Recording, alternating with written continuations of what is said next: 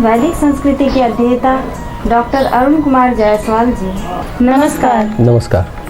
श्रीमद् भगवद गीता के 18वें अध्याय का 34वां श्लोक, यया तो धर्म कामार्थान् धृत्या धारयते अर्जुन प्रसंगेन फलाकांक्षी धृतिः सा पार्थ राजसी। परंतु हे पृथापुत्र अर्जुन, फल की इच्छा वाला मनुष्य जिस धारण शक्ति के द्वारा अत्यंत आसक्ति से धर्म, अर्थ और कामों को धारण करता है, वह धारण शक्ति राजसी है। एक बात बताएं कि किस तरह की इच्छा शक्तियों वाला मनुष्य राजसिक है। साथ ही हमें यह भी बताएं कि राजस के स्तर पर मनुष्य को क्या सोचते रहना चाहिए। हमें भी एक बात पूछनी है कि प्रत्येक बालक को क्या क्या कहकर आगे बढ़ाते रहना चाहिए। वह धृति जिसके द्वारा कोई अपने मन से आसक्त होकर प्रत्येक से फल की कामना करते हुए उसे धर्म या मूल्यों के विज्ञान के प्रति या ऐन्द्रिक इच्छाओं के प्रति या संपत्ति के प्रति नियमित करता है, हे पार्थ, वह राजसिक है। यानी फल की इच्छा वाला मनुष्य जिस धारणा शक्ति के द्वारा अत्यंत आसक्ति से धर्म, अर्थ और काम को धारण करता है, वह धारण शक्ति राजसी है। वह इच्छा जो धर्म, अर्थ और काम अर्थात नैतिक कार्य, अर्थ प्राप्ति, ऐन्द्रिक लालसाओं की तृप्ति चतुराई से करता है, तो हे अर्जुन, फल प्राप्ति की इच्छा से यानी मुझे कर्म का फल प्राप्त होना चाहिए, आसक्ति के कारण वह व्यक्ति कर्म करता है, वह नैतिक भी है और संतुष्टि में भी लगा हुआ है। लेकिन इन सब में वह व्यक्ति अपने लाभ के प्रति रुचि रखते हुए फलाकांक्षी है, तो यह धृति राजसिक प्रकार की है। अधिकांश लोगों में इस प्रकार की धृति होती है। वह बुरी भी नहीं है, वह प्रायः अच्छी है। इसमें धर्म का स्पर्श है। इसमें मैं संपूर्ण समाज के हित के लिए सोच रहा है। यथार्थ में बहुधा आत्महेतु इसे कहता हूँ। इसके लिए अधिकांश व्यक्ति प्रयासरत है, लेकिन आप उसमें ज्ञान के आलोक का स्पर्श दे सकते हैं। अपने कल्याण के साथ दूसरों के बारे में सोचना आप अपना ही समझते हैं, उसमें कोई हानि नहीं है, क्योंकि आप कोई तपस्वी सन्यासी नहीं है। लेकिन इसके साथ दूसरों के बारे में सोचिए। आज की भाषा में इसे नागरिकता कहते हैं। मैं भारत का नागरिक हूँ। न केवल अपना कल्याण व हित साधना चाहता हूँ, वरन देशवासियों का कल्याण व हित साधना चाहता हूँ। मैं भारत का नागरिक हूँ। न केवल अपना कल्याण व सुविधा देखता हूँ, वरन देशवासियों का कल्याण व हित साधना चाहता हूँ। तब हमें प्रबुद्ध आत्महित प्राप्त होता है। राजनीतिक विचार की एक अद्भुत धारणा सबसे पहले इंग्लैंड में विकसित हुई। यदि वहाँ ज्ञान का आलोक नहीं है तो निस्वार्थ और आत्महित रह जाता है। अतः वहाँ सावधान रहना होगा। जो लोग प्रबुद्ध हैं, दुनिया देखने के लिए सावधान रहना होगा कि ज्ञान का आलोक स्पर्श बना रहे। यदि वह चला जाता है तो वह कच्चा आत्महित यानी वह स्वार्थपूर्ण आत्महित रह जाएगा। बहुत समय पहले ब्रिटेन के प्रधानमंत्री थे डिज़रायली।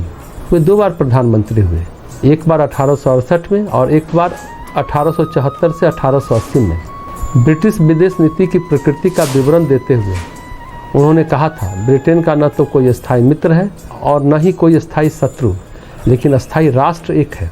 प्रत्येक राष्ट्र ऐसा ही कहता है। यह एक खुला कथन है। इसे राजनीतिक नैतिकता कहते हैं। जब हम व्यक्ति के जीवन पर आते हैं, वह राज्य की राजनीतिक नैतिकता के परे चला जाता है। राज्यों की नैतिकता बहुत उच्च कोटि की नहीं हो सकती। यद्यपि कुछ नैतिकता होती है, लेकिन जितना एक राजनीतिक प्रणाली के लिए आवश्यक है, आप और मैं उससे अधिक नैतिकता रख सकते हैं। इसलिए राशि प्रकार की धृति अच्छी है, लेकिन हमें इसका झुकाव सात्विक स्तर के प्रति रखना चाहिए।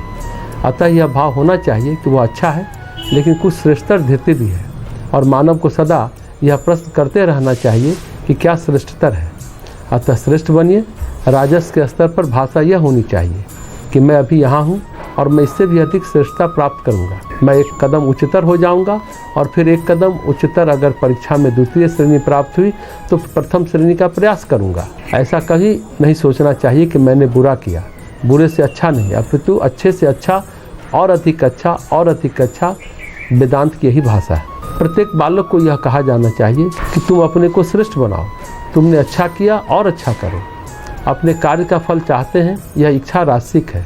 अपने स्वयं का अध्ययन कर यह जान सकते हैं यह राजसिक है या तामसिक, और इसे अपनी शक्ति के अनुसार दिशा प्रदान कर सकते हैं कि ऐसा नहीं है। उच्चतर और उच्चतम स्थिति तक पहुंचने के लिए आप प्रतिदिन जोर लगाएं, कदापि नहीं। ये जानने कि कुछ श्रेष्ठतर है और छोटे छोटे अंशों में संघर्ष करना चाहिए।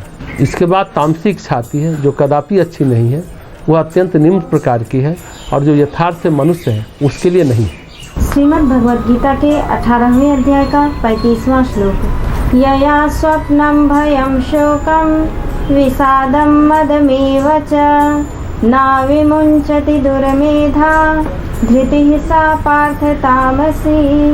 हे पार्थ, दुष्ट बुद्धि वाला मनुष्य जिस धारण शक्ति के द्वारा निद्रा, भय, चिंता और दुख को तथा उन्मत्तता को भी नहीं छोड़ता अर्थात धारण किए रहता है, वह धारण शक्ति तामसी है। एक प्रश्न है कि दुर्मेधा किसे कहते हैं और सुमेधा किसे कहते हैं। साथ ही हमें यह भी बताएं कि कैसे व्यक्तियों की पशु से तुलना की जाती है। हमारा भी एक प्रश्न है कि एक राज्य कब अच्छा माना जाता है।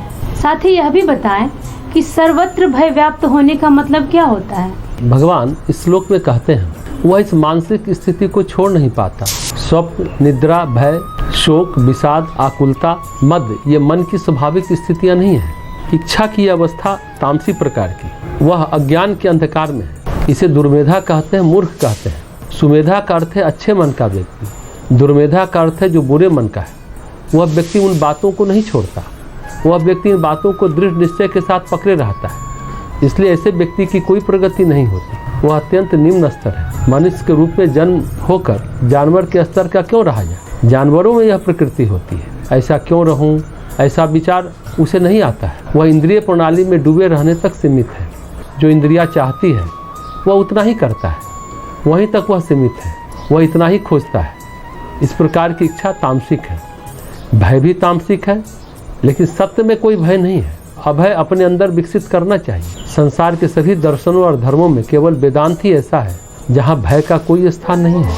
भय कदापि सद्गुण नहीं है, इसलिए इसकी निंदा की जाती है। गीता के 16वें अध्याय में अभय पहला गुण है जिसे विकसित किया जाना चाहिए। जब हम ईश्वर को प्राप्त करते हैं तो हमारे साथ क्या होता है, हम भयमुक्त हो जाते हैं। जैसा कि बृहदारण्यक उपनिषद में कहा गया है, भक्ति में भी यही बात है। जब हमें ईश्वर का साक्षात्कार होता है तो हम भयमुक्त हो जाते हैं। भागवत कहता है हम उस स्थिति में पहुंच जाते हैं जब हम कहते हैं भय कहाँ है।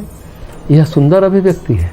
ये विवरण हमारे दार्शनिक और आध्यात्मिक साहित्य में दिए गए हैं। जिस प्रकार जानवर भयभीत होते हैं, हम भी भयभीत होते हैं। हम पेड़ पर चिड़िया देखते हैं, उसके समीप जाते हैं तो उसे भयभीत पाते हैं। कोई मुझे मारने आ रहा है, वह फुर्र से उड़ जाती है।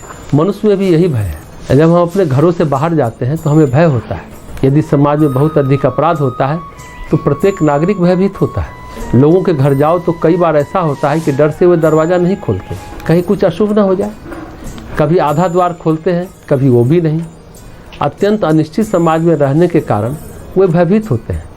जहाँ इतने अपराध होते हैं वहाँ अनिश्चितता बढ़ जाती है। क्या होना चाहिए, क्या नहीं होना चाहिए, ये नहीं जानते। फिर हमें भय जकड़ लेता है, क्योंकि यहाँ बहुत से तामसिक तत्व हैं, लेकिन वहाँ कोई सद्गुण नहीं है। अतः भय को हटाकर भयमुक्त होना श्रेष्ठतर है। दूसरे पर विश्वास करना चाहिए। किसी में भी भय क्यों व्याप्त। व्यक्तिगत और सामूहिक चिंतन में इस प्रकार का परिवर्तन आना चाहिए। इस प्रकार का समाज एक उच्चतर विकसित समाज है।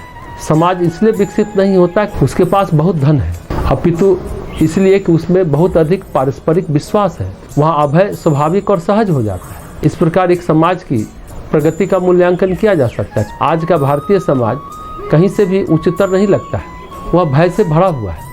लेकिन पहले ऐसा नहीं था। आज भारत में सभी प्रकार का भय है। इस बात को यह प्रदर्शित करता है कि हमें स्वस्थ मानव समाज के लिए बहुत दूर तक जाना है।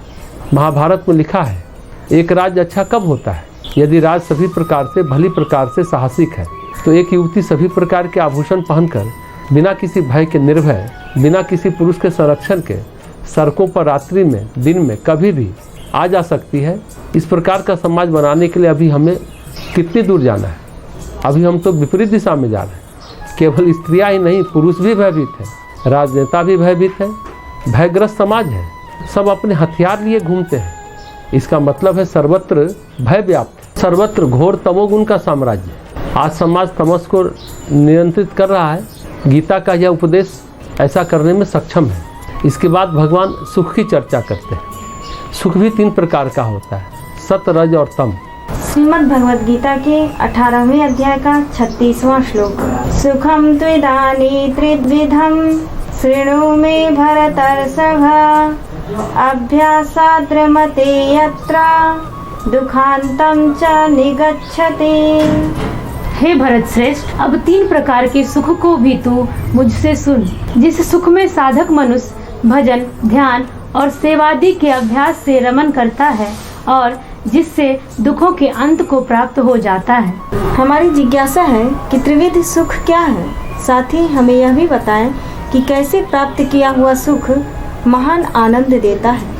हमारी भी एक जिज्ञासा है कि गीता में हर चीज किस आधार पर 3 प्रकार का बताया गया है। भगवान इस श्लोक में कहते हैं, वह सुख जो अभ्यास द्वारा भजन, ध्यान और सेवा आदि द्वारा प्राप्त होता है वह आपको महान आनंद देता है। जब भी आपको सुख प्राप्त होता है वह अभ्यास की आदत के कारण है। स्वाभाविक है, इससे आप अत्यंत आनंदित होते हैं और सभी दुखों का अंत कर लेते हैं। यही सुख हम सबका ध्येय है, लेकिन हम सुख की विभिन्न स्थितियों से गुजरते हैं। गीता में लगातार 13वें अध्याय के बाद जब से क्षेत्र और क्षेत्रज्ञ आया, पुरुषोत्तम योग आया, उसके बाद त्रिगुणात्मक प्रकृति के बारे में, 3 तरह के व्यक्तित्व के बारे में, यानी सब चीज़ें 3 तरह की हैं।